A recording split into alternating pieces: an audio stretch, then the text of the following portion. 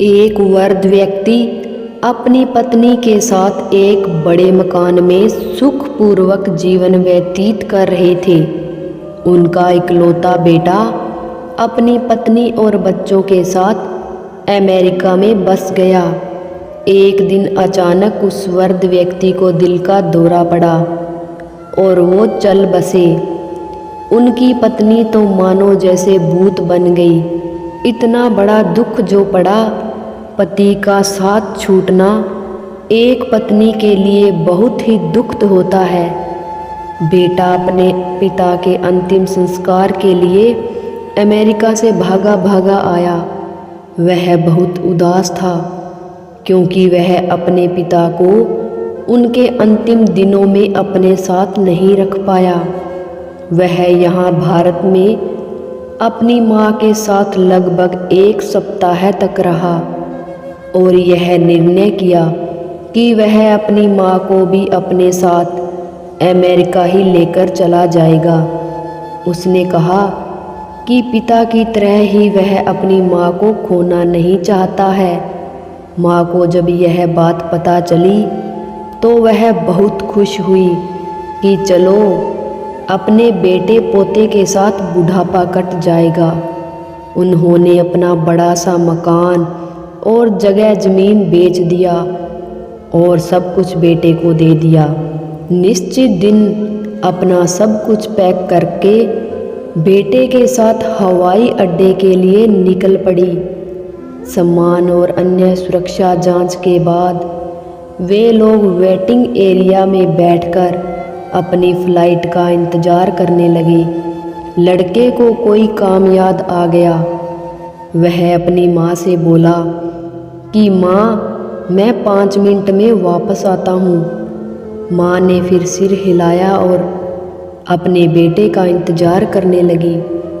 उसका बेटा ऐसा गया कि फिर कभी वापस नहीं आया।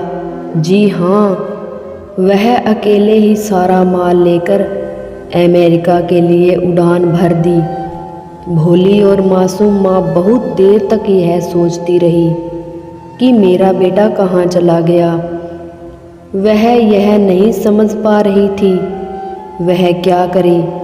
वह कई घंटे तक अपने बेटे का इंतज़ार करती रही। जब वह रोने लगी, बेचारी अकेली बूढ़ी औरत क्या करे। करीब 16 घंटों के बाद एक सुरक्षा गार्ड उनके पास आया और उनसे पूछा, क्या बात है माता जी, आप क्यों रो रही हो? उसने बूझी सी आवाज़ में बताया कि उसका बेटा उसे छोड़कर चला गया है। उसने यहाँ का मकान, जगह, ज़मीन सब कुछ बेच दिया है। अब वह कहाँ जाएगी, क्या करेगी? इस शहर में उसका कोई नहीं है, न ही कोई रिश्तेदार है। गार्ड यह सब सुन दुखी हो गया, लेकिन वह क्या कर सकता था।